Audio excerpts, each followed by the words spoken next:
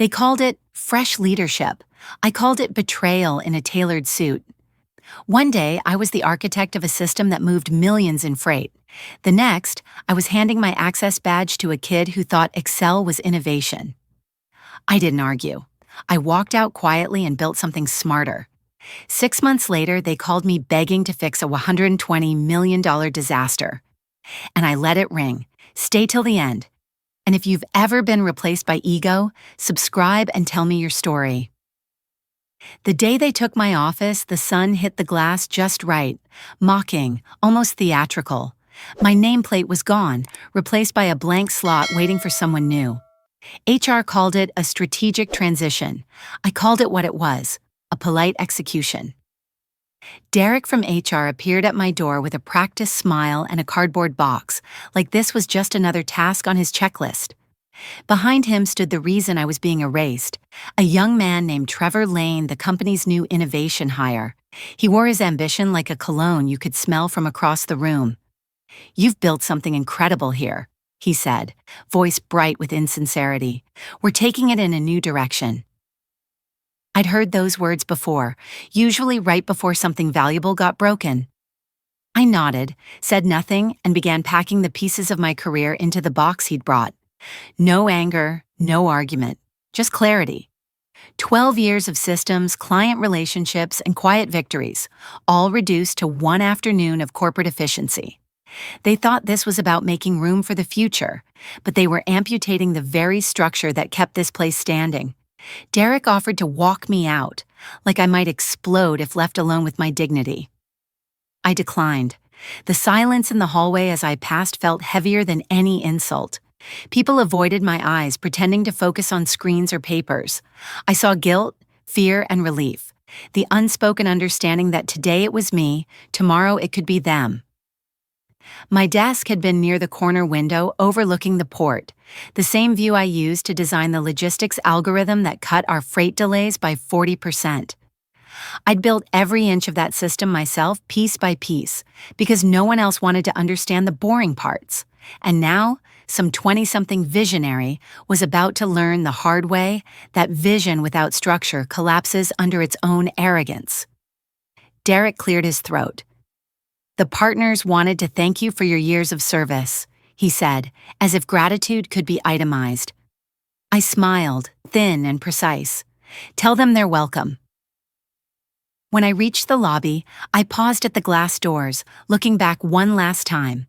The new hire was already standing in my office, touching my chair, rearranging the things that weren't his yet. I wanted to laugh at the confidence of ignorance, but instead I walked out. No scene, no farewell, just the quiet exit of someone who knows how much damage absence can cause. Outside, the rain started, Seattle's version of punctuation. I sat in my car, hands steady on the wheel, watching the building disappear behind the blur of water. My phone buzzed with messages from colleagues pretending to care. "We'll miss you. Can't believe it. You'll land somewhere great." They didn't understand. I wasn't falling, I was realigning. The truth was, they hadn't fired me. They'd freed me from pretending this place still valued substance over flash. I didn't go back. I went in a different direction. When I first joined NorthAxis Freight Systems, the company was a mess of spreadsheets and late shipments. I was 32, idealistic, and convinced that logic could fix anything. The executives didn't know what to do with me back then, a woman who preferred data models to happy hours. But when my predictive routing platform shaved millions off fuel costs and put us ahead of every competitor in the Pacific corridor, they finally started listening until they forgot who built it. The irony is, I never cared about titles or applause. I cared about systems that worked. That's what made the betrayal sting, not the loss of status, but the realization that they'd learned nothing from me. My last year there, I warned the board that their push for AI-driven optimization was just rebranding the same logic I'd already implemented, but they wanted buzzwords, not wisdom. They wanted Trevor Lane with his TED Talk confidence and his vision deck full of stock images and promises. I stopped trying to explain that logistics isn't about innovation. It's about rhythm. Every system breathes, every delay ripples outward. You can't model that with ambition. You have to feel it. After I left, I took a month to disappear. No LinkedIn updates, no emails, no interviews, just silence. I rented a cabin outside of Bellingham, stared at the sea, and thought about what 12 years of experience actually meant. The industry had changed, but people hadn't. They still mistook movement for progress. I wanted to build something different, not bigger, just better. That's when I got a message from an old contact, Lydia Rowan. She'd started a small logistics tech startup in Denver, working on adaptive freight analytics. She remembered me from a supply chain conference years ago where we'd debated predictive modeling over bad hotel coffee. "You were right," her message said. "It's not about speed, it's about foresight. I could use someone like you." Normally I would have ignored it, but there was something honest about her tone. No flattery, no performance, just respect. A week later, I was on a flight to Denver. Lydia's operation was tiny compared to NorthAxis. 6 engineers, 1 accountant, and a rented floor in a converted factory. But what struck me wasn't what they lacked. It was what they had. Clarity. Everyone there believed in solving problems, not selling dreams. Lydia introduced me to her team as a systems architect who sees the patterns everyone else misses. I didn't need a title. I needed room to build. My first week, I noticed their data pipeline was strong but reactive. They predicted based on outcomes instead of intentions. I stayed late, mapped out an adaptive layer that mirrored behavioral trends of regional carriers, not just raw data. Lydia read my proposal and simply said, "Do it. No meetings, no permission chains, just trust." It was the kind of freedom I hadn't felt in years. As I rebuilt their platform, I started seeing the industry from a higher altitude. NorthAxis was bloated, burdened by committees and consultants. Lydia's firm moved like water, fast, quiet, relentless. Within 3 months, we were competing for mid-tier contracts. By month 6, we were shortlisted against NorthAxis for a West Coast distribution overhaul worth $120 million. I didn't say a word to anyone about my past. Let them find out the hard way. What they'd dismissed as outdated thinking was now the foundation of the system they feared most. I didn't want revenge. I wanted proof that substance still mattered in a world obsessed with style. And as the contracts rolled in, I realized that every humiliation I'd swallowed back in Seattle had been compounding interest, waiting for the right time to pay out.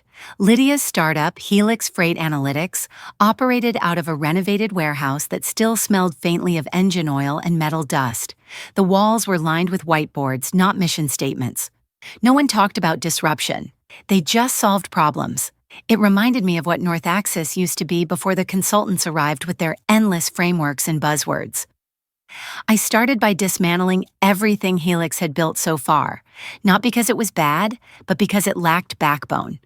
Their algorithms predicted where shipments should go, but not what would happen when real-world variables kicked in: fog delays, driver shortages, or bad port timing. I replaced theoretical modeling with a hybrid architecture that reacted like a living organism.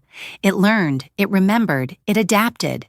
The team called it the Holt engine, a name I didn't approve but secretly liked.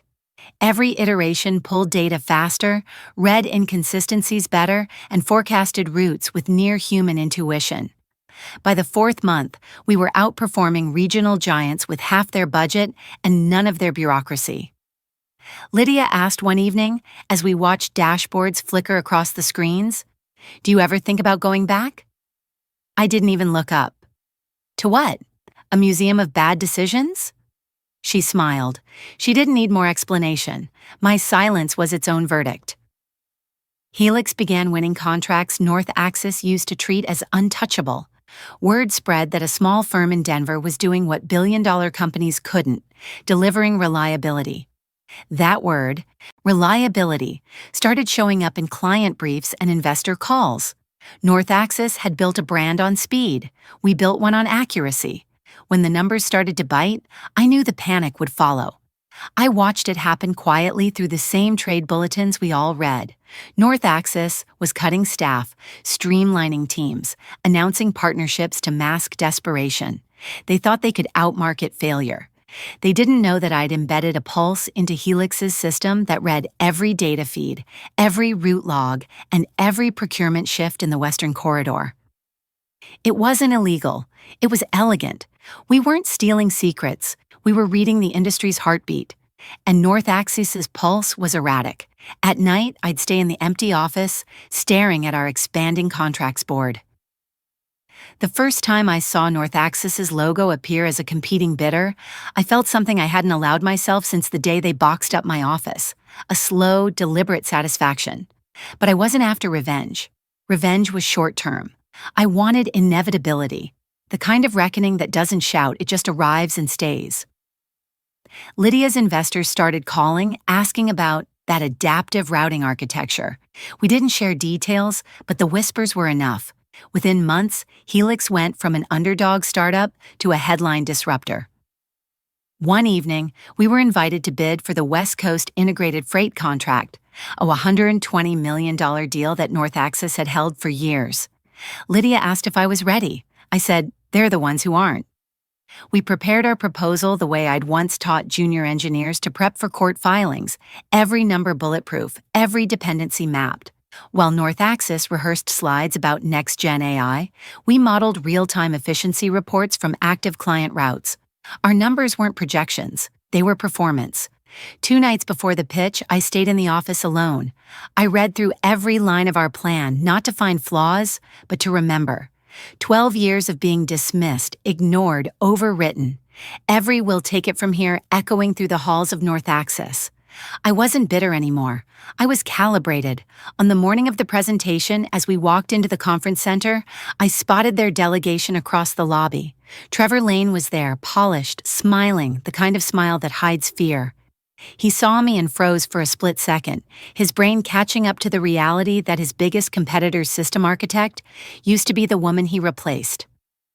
I gave him a small, polite nod, the kind you give before delivering a closing argument. Then I walked past. Helix was about to win the one thing NorthAxis couldn't buy back: credibility built on truth. The conference hall was all glass, marble, and pretense, the kind of place where executives measure success by the weight of their wristwatches. Helix had been allotted a 20-minute slot just after NorthAxis. I sat in the back while they presented, arms folded, listening as Trevor strutted across the stage. He was good at theater. I'll give him that. His slides pulsed with futuristic animations, his words polished by PR handlers. "We're redefining logistics through intelligent prediction," he declared. But beneath the jargon, I recognized fragments of my own work, phrases, even terminology I'd coined years ago in internal memos. I could practically feel my syntax echoing off the LED screen. They'd stolen my vocabulary, but not my voice. The difference would become clear soon enough. When our turn came, Lydia gestured for me to take the stage. "You built this," she whispered. "You finish it." I walked up without a script, no slides, just data, real, alive, unvarnished. "NorthAxis has shown you models," I began, my tone calm but razor sharp. "We're going to show you results." Behind me, our dashboard flickered to life, displaying live metrics from Helix's active routes: weather-adjusted delivery times, fuel usage deltas, predictive rerouting in action. I explained nothing theoretical. Every number pulsed from a system that had already been tested under real pressure. I walked them through case after case where Helix's adaptive engine had cut losses not by guessing, but by understanding the rhythm of logistics, the same rhythm NorthAxis lost when they replaced people with posturing. Around the halfway mark, one of the procurement officers interrupted. "Are you saying your model can self-correct mid-route?" I smiled, not saying, demonstrating. Right on cue, the dashboard shifted, showing a live update from a truck in Oregon rerouting to avoid a port backlog. It just did. The silence that followed wasn't disbelief, it was recognition. They were watching something work that wasn't supposed to exist outside theory. Lydia handled the business side smoothly, detailing cost efficiency, integration timeline, and risk margins. I could tell by the way the clients leaned forward that they'd already made their decision. When we finished, the applause was measured but unmistakable.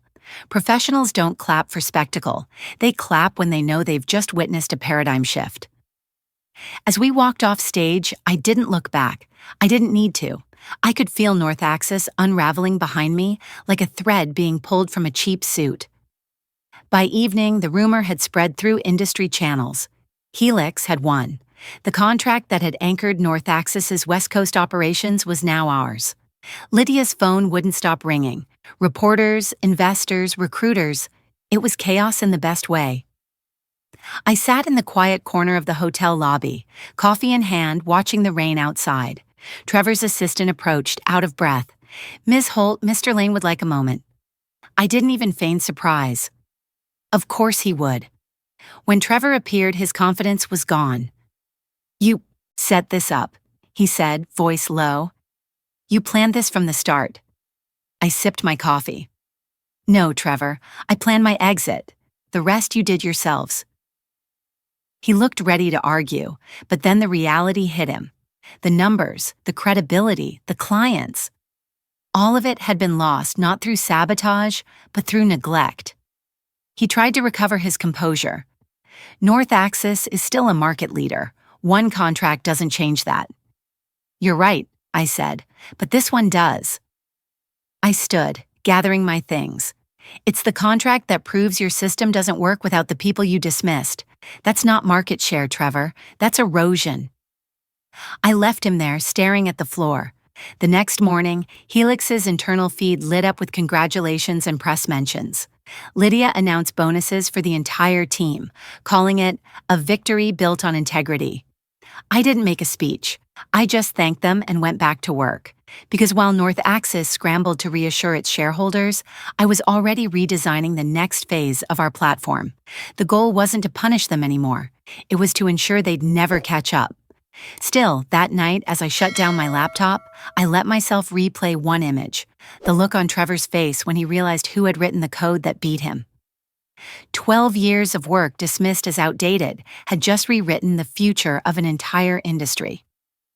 That's the kind of justice no courtroom could ever deliver. The first call came before sunrise, the second just after 8. Both went to voicemail. By noon, Derek from HR had left a carefully worded email asking if I might consider consulting to smooth the transition for their remaining clients. I almost admired the phrasing, how corporate language could twist desperation into diplomacy. By evening, my inbox was full. Catherine, the CEO who'd once called me rigid, wanted to reconnect. Trevor's assistant tried a softer tone, saying he was eager to collaborate. Even Richard, one of the partners who voted for my exit, attached a message that began with no hard feelings. They were trying to make it sound professional, as if this was just business, as if erasing 12 years of my work and replacing me with a slogan had been an honest mistake. I didn't reply. I didn't even open half of them. You learn a lot about people by the timing of their apologies. No one ever says sorry while they're still comfortable. I knew what had happened after the contract loss. Investors pulling out, clients questioning leadership, internal blame spreading like fire in dry grass. I didn't need confirmation. The freight industry runs on whispers, and by the third day, I was hearing from vendors who said NorthAxis was struggling to deliver on even basic routes. Their innovation hire had quietly resigned, citing philosophical differences. Translation: he'd jumped ship before it sank. Lydia suggested we should feel vindicated.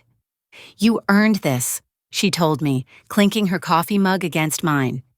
"You don't get many moments like this in business?" But vindication wasn't what I felt. What I felt was distance, a calm so absolute it bordered on detachment.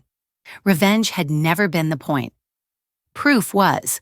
And now it existed in headlines, in numbers, in every message that started with "we should talk." Online, people were already spinning their own versions. A trade publication ran a feature titled "From Obsolete to Unstoppable: The Woman Who Outsmarted the Giants." The comments were divided, half cheering, half criticizing. "Why didn't she warn them?" someone asked. "If she cared about her work, she would have stayed to fix it." Another wrote, "She should have sued them for IP theft."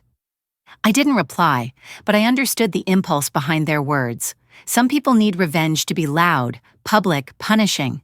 Mine was quieter, an absence they couldn't fill. If I'd warned them, they'd have ignored me again. If I'd sued, I'd have been dragged through months of litigation while they painted me as bitter. Instead, I let the numbers speak. I built something better and let the market decide who deserved to survive. A week later, Lydia forwarded me an email thread. NorthAxis had formally requested a partnership meeting to explore strategic alignment. The irony was almost poetic. They were offering to become our subcontractor. I read the message twice, smiled, and archived it. No anger, no triumph, just finality. I didn't pick up their calls because there was nothing left to say. Some lessons only sink in when silence answers louder than words. 6 months after the contract, NorthAxis quietly announced a strategic downsizing. The press release was sterile, but I recognized the language of retreat. They hadn't collapsed, they'd hollowed out. Lydia showed me the article over coffee, waiting for my reaction. I just nodded. The truth was, I'd stopped tracking them weeks ago. There was no satisfaction left in watching a company sink. I was too busy building something worth steering. Helix had doubled in size, expanded to 2 more states, and recruited engineers who'd been overlooked at larger firms. The kind of people who, like me, had been told they were too practical, too methodical, too boring for innovation. I gave them autonomy and asked only one thing: build systems that last longer than applause. Every Friday we met in the common area for open briefings. No titles, no theatrics, just shared progress. It became the culture I'd always wanted but never found, a place where quiet precision mattered more than loud ambition. Sometimes I'd look around and realize that the real revenge wasn't winning a contract or beating a rival. It was this: creating an environment where no one like me would ever be discarded again. People often think revenge is about destruction, but destruction is noisy and temporary. Growth, on the other hand, is silent and permanent. NorthAxis will spend years trying to buy what we built with trust. And that's their punishment: to understand that money can't purchase respect and technology can't replace wisdom. One afternoon, Trevor's assistant sent a short message through a professional forum. He's left the industry. Teaching now. Said he learned something from you. I didn't reply, but I smiled. Maybe he did. Maybe we all did. I've come to realize that the world doesn't punish arrogance. It just waits for arrogance to punish itself. The best revenge is letting time do the work while you keep moving forward. I didn't destroy them. I just outgrew them. And that's something no boardroom, no rebrand, no desperate call can ever undo. A year later, the view from my new office stretched across the entire Denver skyline, the same skyline I'd once flown over, thinking I was leaving everything behind. Now I was looking at what I'd built: steady, deliberate, unshakable. Helix had become the kind of company that didn't chase trends. It set standards. Our clients stayed because we delivered, not because we dazzled. On the surface, it looked like victory, but to me it felt like equilibrium. The noise was gone, replaced by a kind of focused silence that comes only after surviving chaos and learning from it. One morning, I received an email from a name I hadn't seen in years, an analyst from NorthAxis, one of the few who had treated me with respect back then. She wrote that the company had merged under new ownership and that she was looking for a place that valued experience over image. I read it twice, then forwarded it to HR with a note. Schedule an interview. Everyone deserves a second chance. That simple act felt like closing a circuit. The story had started with me being replaced, but it ended with me choosing who gets to stay. That's the difference between revenge and evolution. Revenge ends a chapter. Evolution rewrites the whole book. When I left NorthAxis, I thought I was walking away from everything I'd built. I didn't realize I was taking the only thing that mattered: my standards. And that's what rebuilt my world from scratch. People like Catherine and Trevor will keep searching for shortcuts to power. People like me will keep building foundations under it. The funny thing about quiet power is that it doesn't announce itself. It just endures. And that endurance, I've learned, is the most satisfying form of revenge there is. Looking back, I've learned that power doesn't always roar. Sometimes it whispers. And only those who've been humiliated know how loud that silence can become? What happened to me wasn't just about losing an office or a title. It was about losing the illusion that loyalty guarantees protection. In the corporate world, fairness isn't promised, and integrity isn't always rewarded. But if you know your value, if you carry your expertise with quiet confidence, no one can take that from you. I didn't fight them with rage or lawsuits. I fought them with results. I didn't ruin them. I let time do it for me. They faced the consequences of ignoring the very person who built their foundation. That was enough. The rest was unnecessary. Sometimes forgiveness is self-liberation, but sometimes silence is the sharpest knife. You don't owe anyone closure. You owe yourself peace. What I discovered is that revenge doesn't have to be grand or destructive. It can simply mean refusing to let someone else's blindness define your worth. In a world where people chase recognition, the most radical thing you can do is quietly become irreplaceable. And when the same people who underestimated you come back asking for help, the real victory isn't saying no out of spite. It's realizing you don't need to say anything at all. How to get started today. Write down one skill you've mastered that others overlook. Build around that, not against them. When anger rises, don't react, redirect. Use that energy to create something that lasts. Don't chase apologies. Let your consistency make them unnecessary. Protect your boundaries like you protect your time. It's the same currency. If this story hit close to home, tell me in the comments what you're building after they underestimated you. Subscribe for more stories where silence wins louder than revenge.